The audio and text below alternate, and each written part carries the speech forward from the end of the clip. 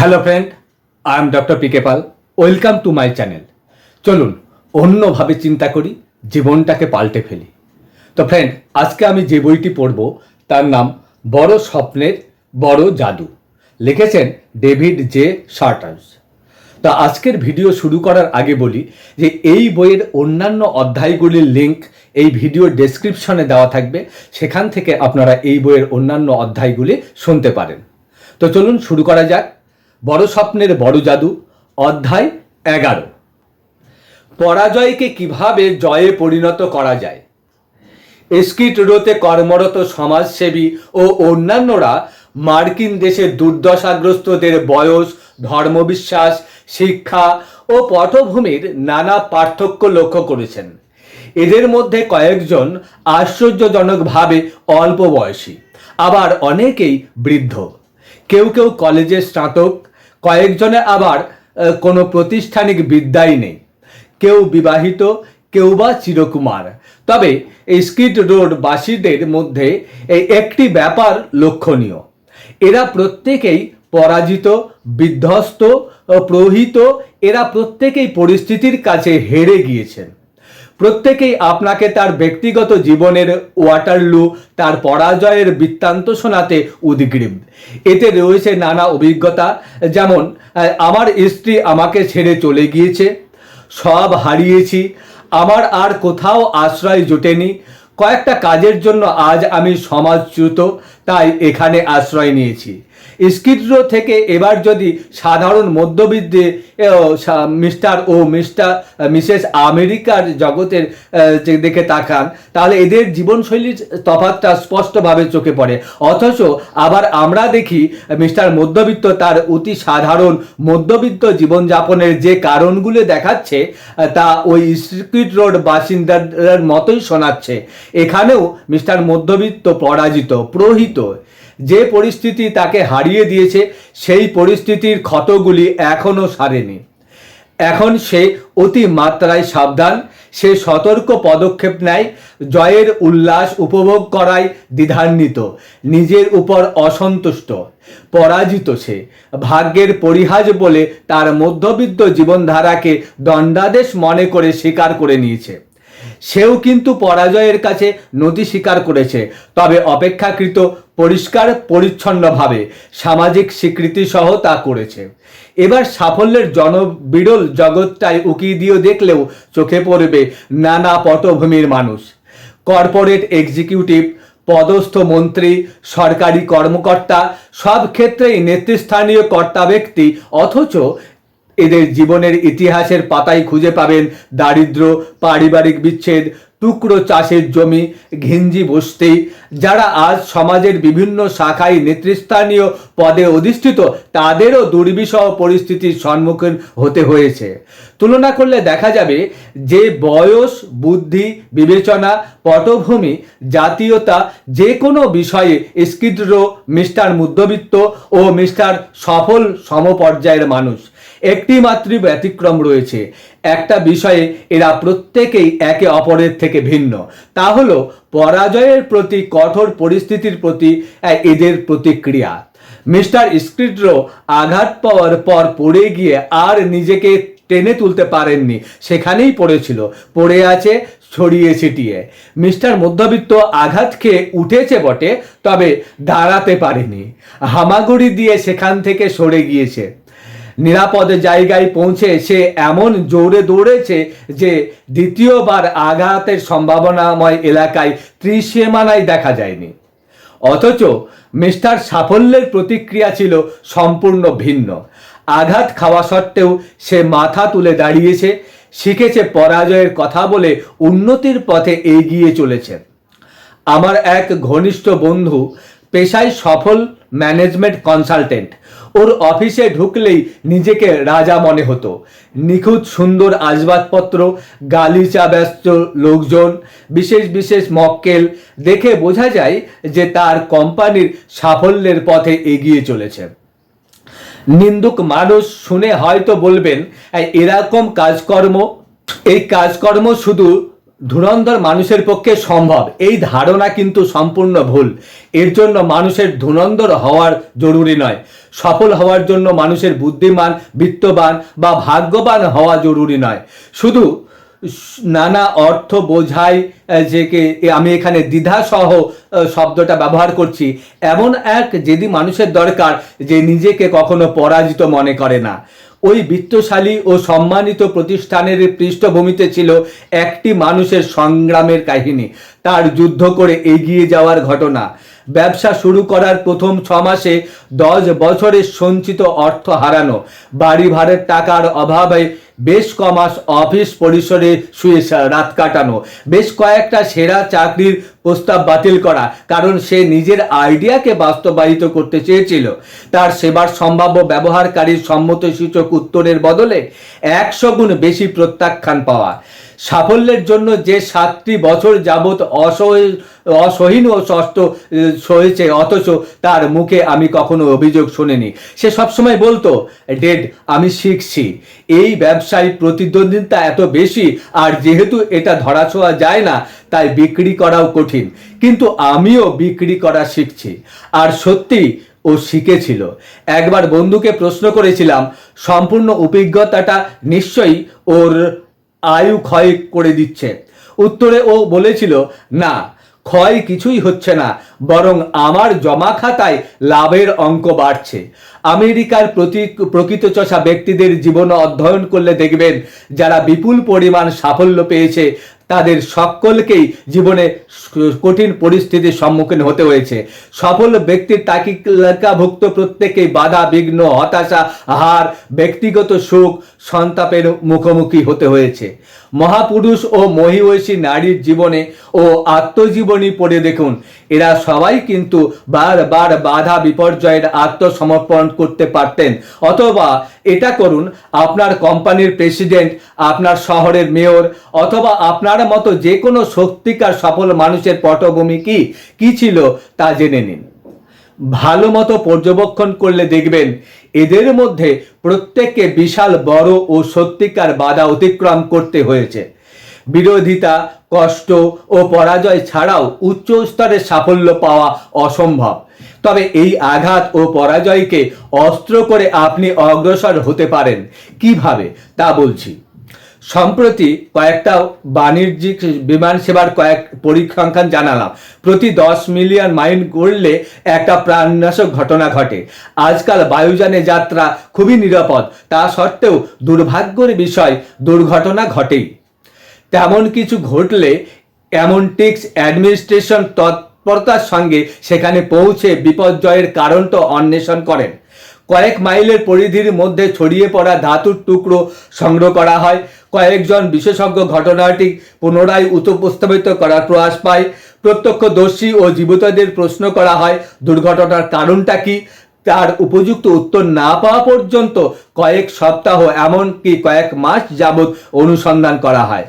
CA এর উপর উত্তর পাওয়ার পর দুর্ঘটনার পুনরাবৃত্তি প্রতিরোধ করার জন্য যথাযথ উপায় অবলম্বন করা হয়।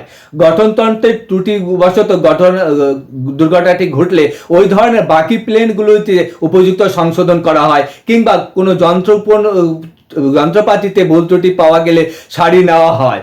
সিএএ তদন্তের পর আধুনিক বিমানগুলিতে আক্ষরিকভাবে কয়েকশো নিরাপত্তা সরঞ্জাম তৈরি করা হয়েছে। বিমানযাত্রার সুরক্ষতা ও নিরাপদ করে তোলার জন্য সিএএ এর ভুল ত্রুটির অধ্যয়ন করেন। স্বাভাবিকভাবে তাদের প্রয়াসের ভালো পরিণাম পাওয়া যায়। শরীর স্বাস্থ্যের অবনতি দেখতে ডাক্তাররা আরও সুস্থ দীর্ঘ জীবনযাপনের পন্থা খুঁজে বার করেন। অজ্ঞাত কারণবশত রোগীর মৃত্যু হলে ডাক্তার কারণ খোঁজার জন্য ময়না তদন্ত করেন। এইভাবে তারা মানুষের শরীরের কর্মপদ্ধতি সম্বন্ধে জানতে পারেন এবং অন্যদের জীবন বাঁচাতে পারেন। আমার এক বন্ধু সেলস এক্সিকিউটিভ, তার সেলসম্যানেরা কোনো মাসে জরুরি সেল করার অসক্ষম হলে কেন ব্যর্থ হয়েছে তা জানার জন্য মাসে একটা মিটিংয়ে শুধু সেই কারণগুলি খুঁজেন। বিক্রিতে ক্ষতির কারণ খুঁজে পুঙ্খানুপুঙ্খ পরীক্ষা করা হয়। এইভাবে সেলসম্যান ভবিষ্যতে অনুরূপ ক্ষতির হাত থেকে সুরক্ষিত থাকে। ফুটবলের কোচ যদি যেতে বেশি ও হারে কম, সে সবসময় টিমের সবার সঙ্গে প্রতিটি খেলার বিস্তারিত আলোচনা করেন, ভুলগুলি খুঁজে বের করে। কয়েকজন কোচ প্রতিটি খেলার ফ্রেম প্রস্তুত করেন যাতে ভুল ত্রুটিগুলি স্পষ্টভাবে প্রত্যক্ষ করা যায়, উদ্দেশ্য যাতে পরবর্তী খেলাটা আরও ভালোভাবে খেলতে পারে। টিএ এর কর্মী, সফল sales executive, doctor, football coach ও পেশাদাররা এই সাফল্যের নীতি অনুসরণ করেন। প্রতিটি পরাজয় থেকে কিছু জিনিস উদ্ধার করে আনুন। কোনো রকম ব্যক্তিগত আঘাত পাওয়া মাত্র আমরা মানসিকভাবে এত বিপর্যস্ত হয়ে পড়ি যে কিছুই শেখা হয় না। কলেজের প্রফেসররা জানেন যে পরীক্ষায় ফেল করার মতো নাম্বার পাওয়া ছাত্রের প্রতি প্রতিক্রিয়া দেখে তার সাফল্যের সম্ভাবনা অনুমান করা যায়। কয়েক বছর আগে আমি যখন ডেট্রয়েট কোয়েনসাইড ইউনিভার্সিটির প্রফেসর ছিলাম, আমাকে এরকম বাধ্য হয়ে একটি ছাত্রকে ফেল করাতে হয়।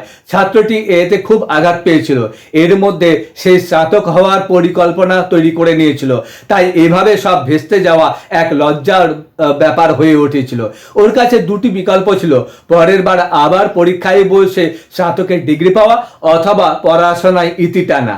আশা করেছিলাম নিজের ব্যর্থতার কথা জেনে ছেলেটি আশাহত হবে, হয়তোবা রেগে উঠবে। ঠিকই ভেবেছিলাম। আমি ওকে বোঝালাম যে পাশ করার মতো পড়াশোনা ও করেনি। দেখলাম ও স্বীকার করলো যে ও কোর্স সে মন দিয়ে পড়া করেনি। তবে সে বলল, আমার আগেকার রেকর্ডগুলি তো ভালোই, সেগুলি বিবেচনা করে দেখবেন না। ওকে বোঝালাম তা সম্ভব নয়, কারণ এক একটি কোর্সের ভর্তিতে আমরা আলাদাভাবে নম্বর দিই। তাছাড়া প্রফেসর নিজে কোনো অন্যায় করার পরে সত্যনিষ্ঠভাবে তা স্বীকার করলে তবেই শিক্ষার কঠোর নিয়ম অনুসারে গ্রেড বদল করা যায়। যখন ছাত্রটি বুঝল যে কিছুতেই গ্রেড বদলানো যাবে না, তখন রেগে বলল, প্রফেসর, এই শহরে অন্তত 50 জন খুব সফল লাভের নাম বলতে পারি যারা এই কোর্স নিয়ে পড়াশোনা করেনি। অনেকে হয়তো এই কোর্সের নামও শোনেনি। এই কোর্স এত জরুরি কেন? ভাগ্যিস সে আরও বলল, বাইরের জগৎটা আমাদের প্রফেসরদের মতো চিন্তা করে না। ছেলেটার কথা শুনে প্রায় 45 সেকেন্ড চুপ করেছিলাম। আমি জানি এখানে ঝগড়াঝাটির উপক্রম দেখা যায়, সেখানে খানিক্ষণ চুপ করে থাকা ওই ঝগড়া প্রতিরোধের একটা সেরা পন্থা। তারপর আমার ছাত্র বন্ধুটিকে বললাম, যা বলছো তার হয়তো অনেকটাই সত্যি। এমন অনেক সফল মানুষ আছে যারা এই কোর্সের বিষয়ে কিছুই জানে না, আর এই বিদ্যাটুকু না শিখেও সফল হওয়া যায়। সম্পূর্ণ জীবনের নকশাই হয়তো এই কোর্সের উপযোগিতা নেই, তবে এই কোর্সের প্রতি তোমার যে মনোভাব, তার প্রভাব আমার বাকি জীবনে পড়তে বাধ্য। আপনি কি বলতে চাইছেন? ছেলেটি বলল, শুধু এইটুকু যে বাইরের জগতেও আমাদের মতো নম্বর দেওয়া বা গ্রেড দেওয়া হয়, এখানকার মতো সেখানেও শুদ্ধভাবে কাজ করা একান্ত জরুরি। কাজ সেরা মানে না হলে বাইরের জগৎটাও তোমার পদোন্নতি করবে না বা বেতন বাড়াবে না। কথাটা ভালোভাবে বোঝার সময় দিলাম। কিছুক্ষণ চুপ করেছিলাম। তারপরে আমি বললাম, একটা পরামর্শ শুনবে? এখন তোমার মন মেজাজ ভালো নেই, তোমার মনের অবস্থা আমি বুঝতে পারছি, আর তুমি যে আমার উপর চটে রয়েছো তাও খুবই স্বাভাবিক। তবে এই অভিজ্ঞতার ভালো দিকটা দেখো। একটা জরুরি শিক্ষণীয় বিষয় হলো, মন দিয়ে কাজ না করলে জীবনে সফল হওয়া যায় না। এটা শিখে নিলে 5 বছর পর বুঝতে পারবে তুমি এখানে যতটা সময় কাটিয়েছো তার মধ্যে এটাই ছিল সব থেকে লাভজনক শিক্ষা। কয়েকদিন পর জেনে খুশি হলাম যে যে ছাত্রটি ওই কোর্সে আবার ভর্তি হয়েছে। এবার সে খুব ভালো নম্বর নিয়ে পাশ করলো। পরে বিশেষভাবে আমাকে ফোন করে বলেছিল যে আমাদের আগেকার আলোচনার ওর খুব উপকার হয়েছিল। আপনার কোর্সে প্রথমবার ফেল করার পর একটা জিনিস শিখেছিলাম। সে বলল, আপনার হয়তো শুনে অদ্ভুত লাগবে প্রফেসর, কিন্তু আমার মনে হয় তখন পাস না করতে পেরে আমার লাভই হয়েছে। পরাজয়কে জয়ে পরিণত করা যায়। শিক্ষণীয় বিষয়টি জীবনে ব্যবহার করুন, দেখবেন অতীতের ভুলগুলি দেখে হাসি পাবে। সিনেমা প্রেমীরা কখনোই মহান অভিনেতা মিস্টার লিওনেল ব্যারিমোরকে ভুলতে পারবে না। 1936 সালে তার নিতম্বের হাড় ভেঙে যায়, যা কিছুতেই সারে না। অনেকেই ভেবেছিল মিস্টার ব্যারিমোরের ভবিষ্যৎ অন্ধকার, কিন্তু মিস্টার ব্যারিমোর তা মনে করেননি। এই আঘাত তাকে অভিনয়ে আরও শীর্ষে পৌঁছাতে সাহায্য করেছিল। পরের বছর বিরামহীন ও দুঃসহ বেদনা সত্ত্বেও হুইল চেয়ারে বসে তিনি কয়েক ডজন সফল ভূমিকায় অভিনয় করেছিলেন। 15 মার্চ 1945 সালে ফ্রান্সের মিস্টার ডাব্লু কলভিন উইলিয়াম একটা ট্যাঙ্কের পিছন হাঁটছিলেন। একটা মাইল ফাটার ফলে ট্যাঙ্ক উড়ে যায় এবং মিস্টার উইলিয়াম চিরতরে অন্ধ হয়ে যায়, তবে তা মিস্টার উইলিয়ামের মন্ত্রী ও উপদেষ্টা হওয়ার অভিলাষ অপূর্ণ রাখতে পারেনি। সসম্মানে ওনার সহ কলেজ পাস করার সময় মিস্টার উইলিয়াম বলেছিলেন যে অন্ধত্ব আমার জীবনে সম্পদ হয়ে উঠবে। যেহেতু বাইরের চেহারাটা দেখে আমি মানুষকে যাচাই করতে পারবো না, তাই তাকে দ্বিতীয় সুযোগ দেব। অন্ধত্ব আমাকে চেহারা দেখে লোক বিচারের অপরাধ থেকে আমাকে মুক্তি করে দেবে। আমি এমন মানুষ হয়ে উঠতে চাই যার কাছে এসে সবাই নিরাপদ অনুভব করতে পারবে, নিজেকে প্রকাশ করতে পারবে। তিক্ত নির্মম পরাজয়কে জয়ে পরিণত করার এই এক অদ্ভুত উদাহরণ, তাই না? পরাজয় শুধু মনেই অবস্থা, আর কিছুই নয়। আমার এক বন্ধু স্টক মার্কেটের অবস্থাপূর্ণ এবং সফল ইনভেস্টর। সে সবসময় তার অতীতের অভিজ্ঞতার ভিত্তিতে অর্থলগ্নির সিদ্ধান্ত নেয়। একবার আমাকে বলেছিল, প্রথম যখন 15 বছর আগে অর্থলগ্নি শুরু করি, বেশ কয়েকবার ঘা খেতে হয়েছিল। বেশিরভাগ অফিসারদের মতো আমি দ্রুত বড়লোক হতে চেয়েছিলাম, তাই দ্রুত আঘাত পেয়েছি, তাতে ভেঙে পড়েনি। অর্থনীতির মূল মন্ত্র আমার জানা ছিল, তাছাড়া জানতাম দীর্ঘ সময় যাবত সুনির্বাচিত স্টকের বিনিয়োগে নিশ্চয়ই লাভ হবে। তাই প্রথম দিকের এই মন্দ বিনিয়োগগুলিকে আমার শিক্ষার ভূমিকায় কাজে লাগিয়েছিলাম। হেসে উনি বললেন, এদিকে আবার আমি এমন লোকিনদেরও চিনি যারা দু একটা বুদ্ধি বিবেচনাহীন অর্থ বিনিয়োগের পর ঘোর স্টক বিরোধী হয়ে উঠেছিল।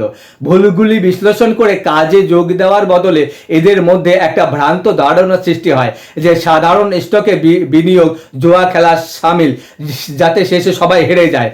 পরাজয় থেকে কিছু উদ্ধার করার সিদ্ধান্ত নিন। এরপর থেকে কাজের জগতে অথবা বাড়িতে কোনো ভুল বা গলমাল হলে মাথা ঠান্ডা করে তার কারণটা খুঁজে বের করুন।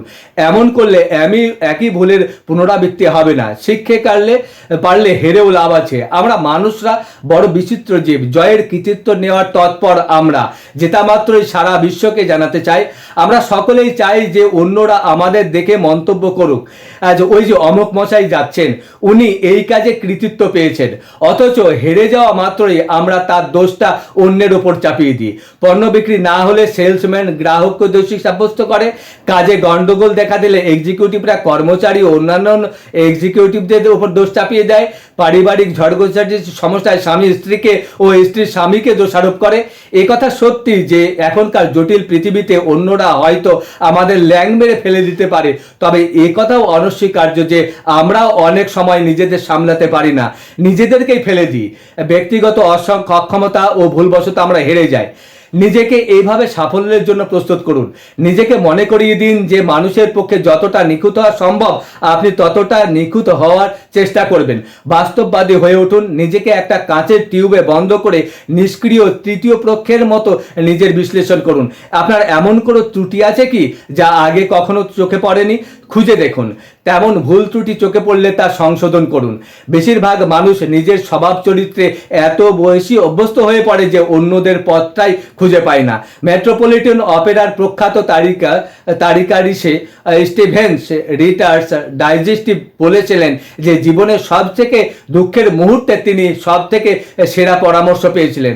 তার কর্মজীবনের শুরুতে মিস ডিভেন্স মেট্রোপলিটন অপেরার অডিশন অব দ্য ইয়ার পুরস্কার না পাওয়ায় খুব হতাশ হয়েছিলেন। উনি বলেছিলেন, বড় আশা ছিলেন শুনবো আমার গলার আওয়াজ অন্যান্য মেয়েদের থেকে তুলনায় বেশি ভালো। আশা করেছিলাম সকলেই বলবে সিদ্ধান্তে অন্যায় অবিচার করা হয়েছে, যে কর্তা ব্যক্তিদের সঙ্গে আমার ঘনিষ্ঠতা না থাকায় আমার এমন হয়েছে। কিন্তু মিস ডিফেন্সের শিক্ষিকা তাকে সেভাবে সান্ত্বনা দেননি, বরং তিনি মিস ডিফেন্সকে এইভাবে বলেছিলেন, সত্যিকে স্বীকার করার সৎ সাহস রাখবেন। আত্মগ্লানিতে যখনই ভুগেছি, মিস ডিফেন্স বলেছেন, ওই কথাগুলি বারবার মনে পড়েছে। সেদিন রাতে আমার ঘুম ভাঙিয়ে দিয়েছিল ওই কথাগুলো।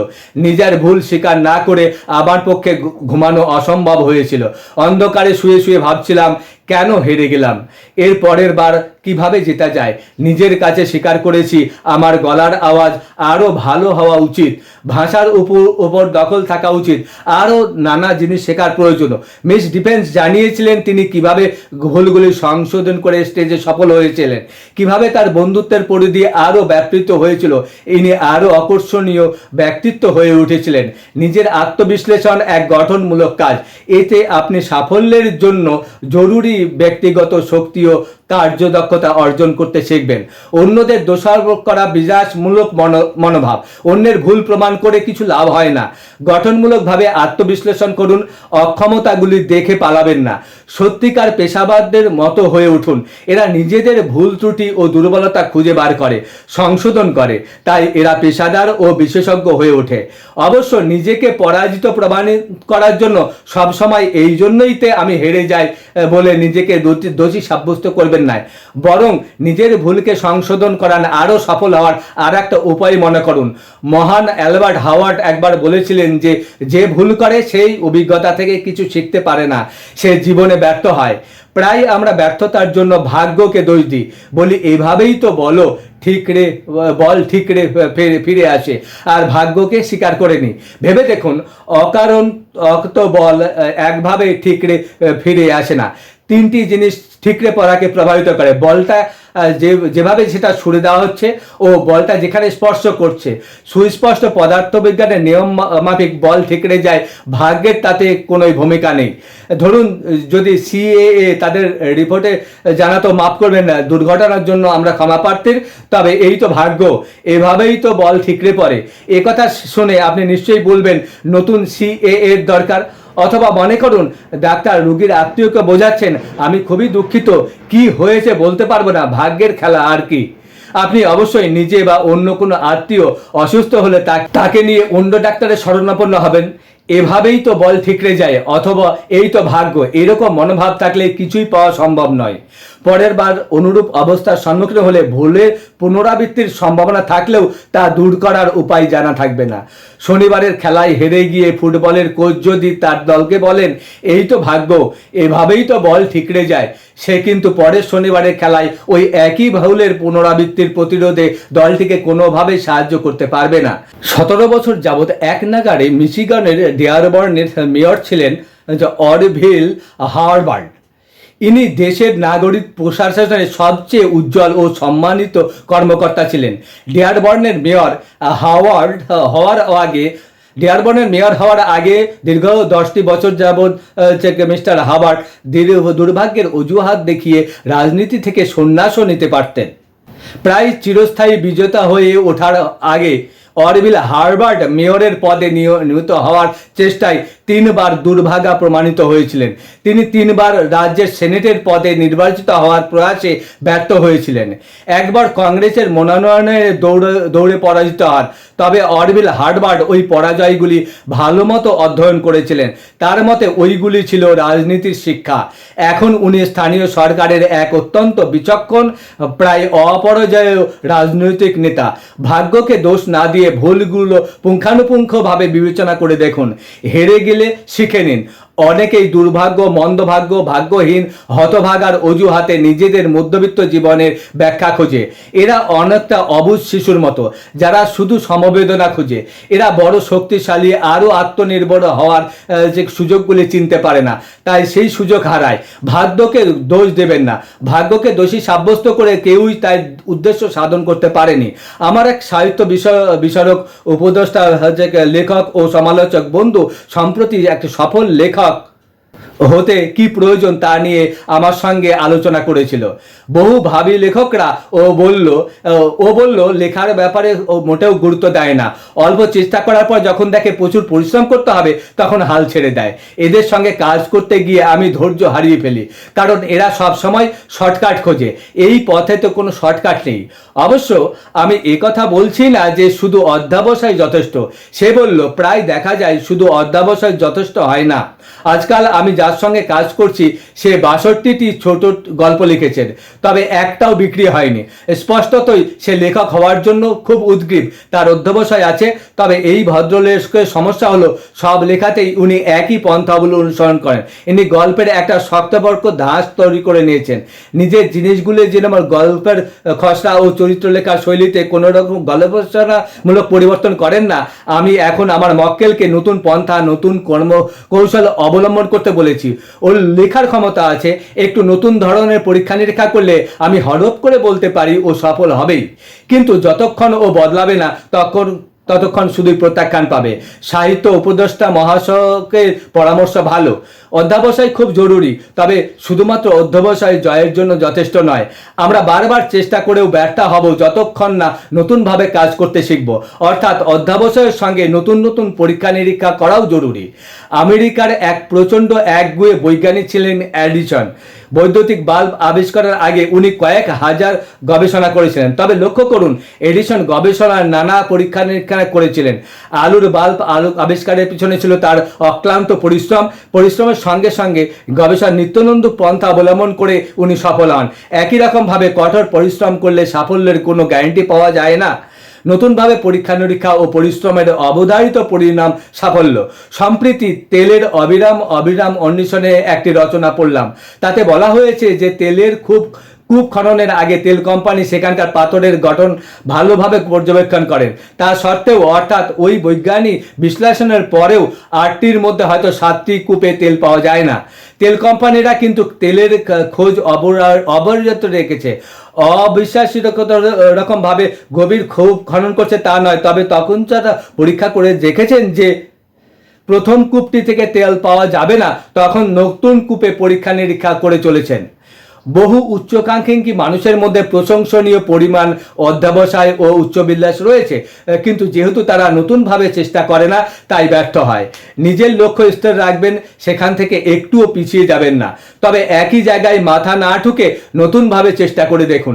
যাদের মধ্যে দৃঢ় অধ্যবসায় আছে, যারা সহজে কাজ হাতছাড়া করে না, তাদের মধ্যে নিহিত আছে সাফল্যের অদ্ভুত ক্ষমতা। নিত্য নতুন প্রয়াস ও অধ্যবসায়ে সুফল পাবেন নিশ্চয়। তাই নিত্য নতুন প্রয়াসে ক্ষমতা বিকশিত করার জন্য দুটি পরামর্শ। এক, নিজেকে বলুন পথ একটা নিশ্চয়ই আছে। সব ভাবনা চিন্তার চুম্বকীয় প্রভাব রয়েছে। যদি আপনি নিজেকে বলেন যে আমি হেরে গিয়েছি, এই সমস্যার সমাধানের কোনো উপায় নেই, তৎক্ষণাৎ হতাশাদায়ক না ধর্মী ভাবনা চিন্তা প্রশ্রয় পায়। এইসব চিন্তা আপনাকে প্রতিপন্ন করে যে আপনি পরাজিত। তাই বিশ্বাস করুন এই সমস্যার সমাধান করে একটা না একটা উপায় নিশ্চয়ই আছে। আপনি দেখবেন সমাধানের জন্য গঠনমূলক ভাবনা চিন্তার উদ্ভব হয়। ইচ্ছা থাকলেই উপায় হয়, এই উক্তিটি গুরুত্বপূর্ণ। এতে আস্থা রাখুন। দাম্পত্য জীবনের সমস্যা দেখা দিলে যতক্ষণ না একজন এবং সম্ভব হলে উভয় পক্ষই আনন্দ ও শান্তি ফিরে পাওয়ার আস্থাবান ফিরে পাবে, সেই বিবাহ বিচ্ছেদ উপদেশটা কখনোই সফল হবে না। মনোবিজ্ঞানী ও সমাজসেবীরা বলেন, যতক্ষণ না মদাসক্ত মানুষ নিজে বিশ্বাস করে যে সে মদ্যপানে আসক্তি সম্পূর্ণ ত্যাগ করতে পারবে, ততক্ষণ তাকে ওই আসক্তি থেকে মুক্তি দেওয়া যায় না। এবছর হয়তো হাজার হাজার নতুন ব্যবসা প্রতিষ্ঠান শুরু করা হবে। 5 বছর পর এর মধ্যে মাত্র কয়েকটি টিকে থাকবে। যারা ব্যর্থ হবে তাদের মধ্যে অনেকেই বলবে প্রচণ্ড প্রতিদ্বন্দ্বিতা পালানো ছাড়া উপায় ছিল না। আসল সমস্যাটা হলো, যখন বেশিরভাগ মানুষ বাধা বিঘ্নের সম্মুখীন হয়, তারা শুধুই পরাজয়ের কথা চিন্তা করে, তাই তারা হেরে যায়। যদি আপনি মনে প্রাণে আস্থা রাখেন যে পথ একটা অবশ্যই আছে, তখনই আপনি না ধর্মী চিন্তা শক্তিকে গঠনমূলক হ্যাঁ ধর্মী চিন্তা শক্তিতে পরিণত করতে পারবেন। সমস্যা তখনই দুঃসাধ্য হয়ে ওঠে যখন মনে করা হয় যে তার কোনো সমাধান নেই। বিশ্বাস করুন, সমাধান পাওয়া সম্ভব। সমাধান অসম্ভব এ কথাটা মোটেও বিশ্বাস করবেন না। দ্বিতীয়, একটু পিছিয়ে এসে আবার নতুন উদ্যমে নতুন করে চেষ্টা করুন। প্রায় আমরা সমস্যার সঙ্গে এত ঘনিষ্ঠভাবে জড়িয়ে পড়ি যে নতুন সমাধান বা পথ চোখে পড়ে না। সম্প্রতি এক ইঞ্জিনিয়ার বন্ধুকে একটি সম্পূর্ণ অভিনব অ্যালুমিনিয়ামের বিল্ডিং তৈরি করার জন্য কয়েক সপ্তাহ আগে আমন্ত্রণ জানানো হয়। কদিন আগে ওর সঙ্গে দেখা হয়। প্রশ্ন করলাম ওর নতুন বিল্ডিংয়ের কাজ কেমন চলছে। তেমন ভালো না, ও বলল। মনে হয় এবার গরমে বাগানে বেশি সময় কাটায়নি। কঠিন ডিজাইনের সময় নিয়েও বেশি ভাবনা চিন্তা করতে হলে আমাকে ওই সমস্যা থেকে সরে গিয়ে নতুনভাবে ভাবনা চিন্তা করতে হয়। তুমি শুনলে অবাক হবে, সে বলল, বাগানে দাঁড়িয়ে গাছে জল দিতে দিতে আমার মাথায় ইঞ্জিনিয়ারিংয়ের কত যে নতুন আইডিয়া আসে। একবার একটা সংবাদ অধিবেশনে প্রেসিডেন্ট হওয়াকে প্রশ্ন করা হয়েছিল। তিনি সপ্তাহ শেষে এত বেশি ছুটি কেন নেন? ওর উত্তরটা যারা সৃজনশীল শক্তি বাড়াতে ইচ্ছুক তাদের সবার জন্য প্রযোজ্য। মিস্টার আইসেন হাওয়ার বলেছিলেন, আমার মনে হয় যে কোনো মানুষ, সে জেনারেল মোটরসের পরিচালক হোক বা ইউনাইটেড স্টেটসে ডেস্কে বসে একগাদা কাগজ মুখ গুজে পড়ে থেকে খুব সুদক্ষ পরিচালক হয়ে উঠতে পারে না। অপ্রয়োজনীয় বিবরণ মাথায় না রেখে প্রেসিডেন্টের মৌলিক নীতি ও বিষয়গুলি নিয়ে ভাবনা চিন্তা করা প্রয়োজন, যাতে স্পষ্ট ও ভালো সিদ্ধান্ত নেওয়া যায়। আমার ব্যবসার প্রাক্তন সঙ্গী মাসে একবার নিয়মিত সস্ত্রীক 72 ঘন্টার জন্য শহরের বাইরে ছুটি কাটিয়ে আসেন। তার মতে কাজ থেকে দূরে সরে গিয়ে আবার ফিরে আসা তার কর্মক্ষমতা বাড়িয়ে তোলে, তাকে মক্কেলের জন্য আরও কর্মোপযোগী করে তোলে। বাধা পাওয়া মাত্রই সম্পূর্ণ প্রকল্প ছেড়ে পালাবেন না, বরং একটু দূরে সরে মনটাকে সজীব করে তুলুন। সহজ কিছু করুন, যেমন গান শোনা, হাঁটতে যাওয়া বা ঘুমানো। আবার যখন আবেগের কাজটা নিয়ে বসবেন, দেখবেন আপনি সমাধান খুঁজে পেয়েছেন। বড় বড় অসুবিধাজনক পরিস্থিতিতে আশার আলো খুঁজলে লাভ হবে। এক তরুণ আমায় শোনালো চাকরি হারানোর পর কিভাবে ভালো দিকটা তার চোখে পড়ল। সে বলল, তখন আমি এক বিশাল ক্রেডিট রিপোর্টিং কোম্পানিতে কাজ করছিলাম। একদিন হঠাৎ আমাকে চাকরি ছাড়ার নোটিশ ধরিয়ে দেওয়া হয়। বাজারে তখন মন্দা, যেসব কর্মচারীরা কোম্পানির জন্য কম গুরুত্বপূর্ণ তাদের কাছ থেকে বরখাস্ত করা হচ্ছে। যদিও চাকরিটায় বেতন তেমন সন্তোষজনক ছিল না, তবে আমি যেভাবে বড় হয়েছি সেই মতো বেতন মন্দ ছিল না। চাকরি হারিয়ে কয়েক ঘন্টার জন্য খুব মনমরা হয়ে পড়েছিলাম। তারপর ভাবলাম, এ তো সাপে বর হয়েছে। সত্যি কথা বলতে কি, কাজটা আমার তেমন পছন্দের ছিল না। ওই চাকরিতে টিকে গেলেও বেশি দূর এগোতে পারতাম না। এখন আমি নিজেই নিজের পছন্দ সই কাজ করার সুযোগ পেলাম। শীঘ্রই আমি আরও মোটা বেতন সহ আমার মন মতো চাকরি পেয়ে গেলাম। ওই ক্রেডিট কোম্পানি থেকে বরখাস্ত হওয়াটা ছিল আমার জীবনের সবচেয়ে সেরা অভিজ্ঞতা। মনে রাখবেন, যে কোনো পরিস্থিতিতে আপনি যা দেখতে চান তাই চোখে পড়বে। ভালো দিকটা দেখুন, পরাজয়কে পরাজিত করুন। স্পষ্টভাবে দেখতে শিখলে সব কিছুর একটা ভালো দিক চোখে পড়বে। দ্রুত পুনরুত্থান। বাধা বিপত্তি, অক্ষমতা, নিরুৎসাহ ও অন্যান্য হতাশাজনক পরিস্থিতি সাফল্য ও ব্যর্থতাকে পৃথক করে। ব্যর্থতাকে সাফল্যকে পরিণত করার 5টা নির্দেশ। 1. সাফল্যের পথ খুঁজে বার করতে হলে নিজের ভুল ত্রুটির অধ্যয়ন করুন। হেরে গেলে সেই অভিজ্ঞতা থেকে শিখুন, যাতে পরের বার আপনার জিত হয়। 2. নিজের গঠনমূলক সমালোচনা করার সৎসাহস থাকা চাই। নিজের দোষ ত্রুটি খুঁজে সংশোধন করুন, এতে আপনি পেশাদার হয়ে উঠবেন। ভাগ্যকে দোষ দেবেন না। প্রতিটি পরাজয়ের পুঙ্খানুপুঙ্খ পরীক্ষা করুন, কোথায় কি ভুল হয়েছে তা খুঁজে বার করুন। মনে রাখবেন, ভাগ্যকে দোষ দিয়ে জীবনের বৃহত্তম লক্ষ্যে পৌঁছানো যায় না। 4. শুধু অধ্যাবসায় নয়, সঙ্গে নতুনভাবে পরীক্ষাও করুন। লক্ষ্যে অবিচলিত থাকুন, তবে একই পাথরে মাথা ঘুরে লাভ নেই। নতুনভাবে কাজ করে দেখুন, পরীক্ষা করে দেখুন। 5. মনে রাখবেন, সব পরিস্থিতির একটা ভালো দিক আছে, সেটা খুঁজে বার করুন। ভালো দিকটা দেখুন, হতাশা ও নিরাশাকে কোনোভাবেই প্রশ্রয় দেবেন না। সো ফ্রেন্ড, আজকের ভিডিও এই পর্যন্তই। Thank you.